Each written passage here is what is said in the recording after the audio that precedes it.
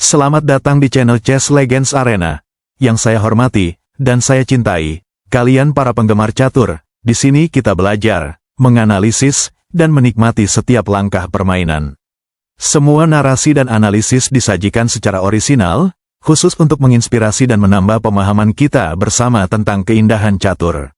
Semisalnya, kita fokus bagian pertama, kenapa, dalam permainan catur dilarang keras majukan ratu, di awal permainan. Apa dampak resikonya? Simak video ini sampai akhir, agar kalian tidak gagal paham. Semisalnya, kita bermain sebagai warna kulit hitam, buah putih memilih bidak E4, kita balas E5, lalu dilanjutkan ratu ke H5, tujuan mengincar pion lemah di F7. Jika Anda jumpa lawan bermain seperti ini, saya pastikan dia akan dipermalukan, atau sebaliknya. Anda yang justru bermain seperti itu, wajar saja Anda tidak ada peningkatan, yang hanya seperti itu saja. Padahal sudah mengenal catur 40 tahun lamanya, kalau bagian ini saja belum paham, bagaimana Anda bisa merasa sok hebat?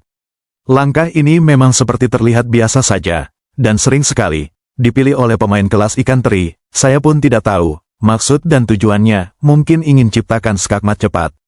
Kita lanjutkan kuda C6, support pion E5, gajah C5, menekan bidak F7, kita G6.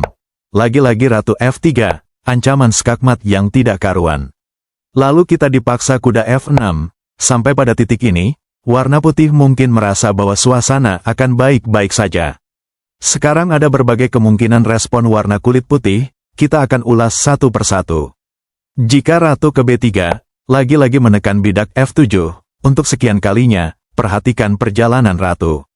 Warna kulit putih telah melakukan langkah yang berulang dengan buah yang sama, di mana dalam teori catur dilarang keras, lakukan langkah yang berulang, dengan buah yang sama, dalam tahap pembukaan, terkecuali kalau ada desakan lain, dan akibatnya dia harus kehilangan energi. Jika Anda paham kuncinya, ada di kotak D4, saya jamin Anda akan menang cepat dalam bangunan ini. Contoh, kuda D4 menyerang ratu, langkah yang diwajibkan, selain dari situ blunder besar, makanya diperhatikan dengan baik. Di sini seolah-olah kita abaikan ancaman selanjutnya gajah libas bidak skak. Cukup raja geser, dan setelah itu giliran warna putih, harus menahan arus balik dari warna hitam. Hanya ada satu kotak bagi putih, untuk melindungi gajahnya, dengan ratu ke C4.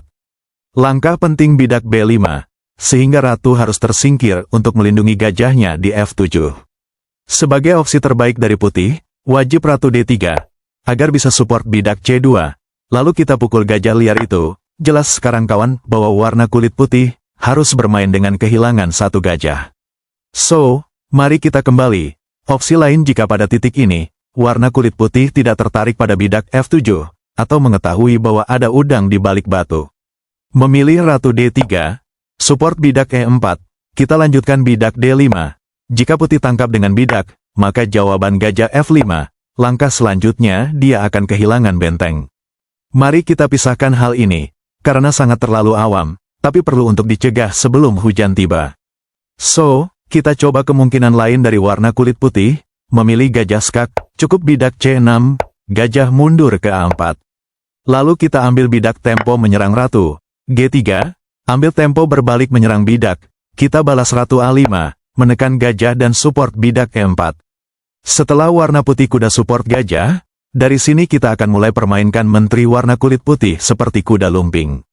Dengan kuda H5, incaran kita yaitu bidak di G2, apapun jawaban warna putih, tetap tujuan kita sama saja. Semisalnya menteri E3, kuda F4 ancaman forking ganda, memaksa menteri G3, untuk support bidak di G2, lalu kuda kembali menyerang menteri. Setelah jawaban G5, gajah lagi-lagi menyerang ratu. Memaksa ratu dia harus melangkah, kuda E3, kembali menyerang menteri untuk sekian kalinya. Setelah jawaban G3, kuda kali bidak skak, jika raja D1, gajah kembali menyerang menteri, dan warna buah putih semakin terpojok, hanya dengan doa kecil yang bisa menolong dirinya. So, mari kita kembali, jika putih memilih geser rajanya ke F1, ratu skak, jika putih blok dengan kuda. Maka setelah jawaban gajah H3, lawan Anda akan menyadari bahwa dia lagi berhadapan sama naga yang berbeda. Apapun langkah yang dipilih oleh putih, tetap kiamat akan menanti dirinya. So, mari kita kembali. Jika pada titik ini, hitam memilih bidak D3, kita terima pertukaran bidak, disusul gajah F5, menekan bidak 3 kali. Tentunya jangankan saya, itu sangat terlalu jauh. Bahkan untuk pemain kelas ikan teri pun, sudah paham cara eksekusi buah warna putih. So, mari kita kembali ke belakang. Pada titik ini jika warna putih memutuskan bidak A3, dengan tujuan ingin amankan posisi gajah. Masih poin yang sama, seperti yang saya sampaikan tadi, kotak D4 adalah kunci untuk melawan ambisi putih. Bagian ini mohon agar lebih diperhatikan. Kuda D4, menekan ratu dan bidak C2. Setelah putih kembali ke D1, perhatikan makan siang gratis, yang telah disajikan anggota DPR, lalu ambil bidak E4, satu pion hilang tanpa balasan. Selain putih sulit untuk mendapatkan perkembangan perwira. So, sekarang kita uji jawaban kemungkinan lain dari putih, seperti kuda C3, tetap saja kuda D4, setelah memaksa ratu warna putih kembali. Bidak C6 ambil kendali pusat, tentu putih tidak mungkin diam saja, pasti melawan balik kuda F3, selain menyerang pion, tempo membuka jalannya rokade. Langkah taktik yaitu gajah G2, jika hitam tangkap bidak, akan dibalas D5, setelah bidak makan, kuda melangkah tempo menyerang kuda. Sekarang hanya ada 2 jawaban real dari putih, kita periksa kuda mundur ke F3, lalu gajah kunci posisi kuda. Walaupun ada gajah ke E2, kuda F5 menyerang bidak di G2, walaupun putih rokade. Setelah sampai pada posisi ini, kita mendominasi lapangan permainan, di mana Grandmaster Immanuel Laskar menyampaikan dalam bukunya, jika kita unggul posisi, dengan menekan posisi lawan, harus mengambil jalur ending, sebaiknya jangan memaksa kehendak skakmat cepat, jika hal itu masih meragukan. Maka solusinya harus lakukan pertukaran perwira, seperti dalam struktur bangunan di atas. Warna putih sulit untuk dibobol, dimulai pertukaran kuda dengan gajah, setelah itu kembali dilanjutkan pertukaran kuda. Maka keuntungannya, struktur pertahanan putih mengalami kerusakan serius, lebih pasti untuk kalian bermain ending. Karena sementara kita lihat, ratu putih terpaku dengan gajah harus memikirkan keselamatan kuda, dan ada pula ancaman skakmat. Semisalnya putih majukan pion ke D4, tujuan mencegah langkah ratu, kita geser menteri ke D7, ancaman skakmat di langkah berikut. Setelah putih mainkan menteri ke D3, tujuan hindari pin terhadap kuda, tetap saja menteri H3, dipaksa putih harus menukarkan ratu dengan gajah terang. Jika putih memilih jalur tersebut, tentu mustahil bagi putih untuk bisa menang, sudah serba salah, walaupun dia mainkan kuda F4. Tetap saja langkah selanjutnya warna kulit putih dieksekusi mati, karena tidak tahu aturan teori, ingat jangan terlalu menekan lawan, pertahankan agar ikan selalu ada, bermain dalam jangka panjang. Yang kedua mari kita tarik ke belakang, jika pada langkah kedua, putih memilih menteri ke F3, posisi ini hanya langkah transposisi kawan. Sama saja tujuannya ingin ciptakan skakmat cepat. Semisalnya kuda C6, lalu putih gajah C4, menekan bidak F7 2 kali. Kuda F3, jika bidak A3, ingin karantinakan gajah terang dia di Mojopahit.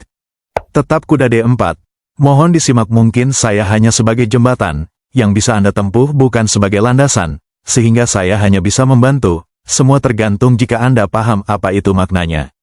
Begitu juga jika putih pilih kuda ke C3, jawaban kuda ke D4 sangat populer sehingga harus lebih diperhatikan.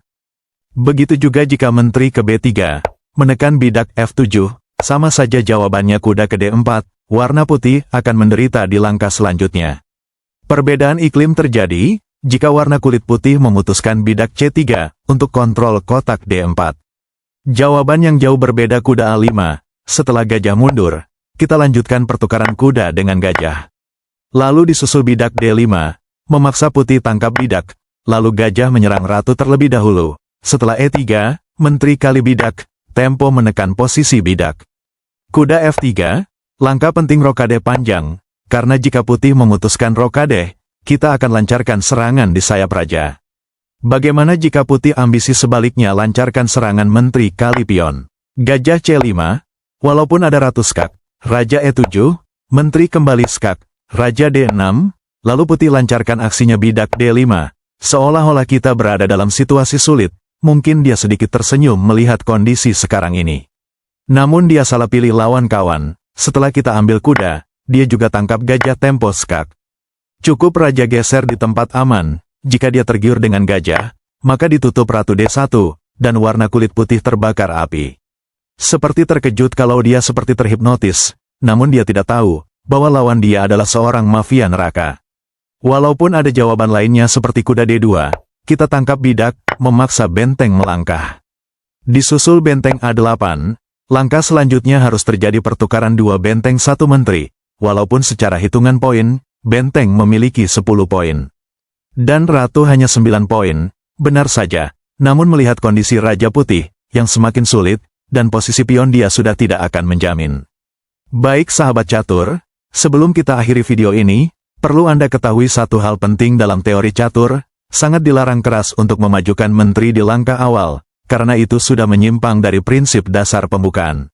Ingat, catur bukan sekadar siapa yang duluan keluar dengan buah kuat, tapi bagaimana kita membangun posisi yang solid. Terima kasih sudah menyimak. Jangan lupa tekan tombol subscribe, berikan like, dan terus ikuti video-video menarik hanya di channel Chess Legends Arena.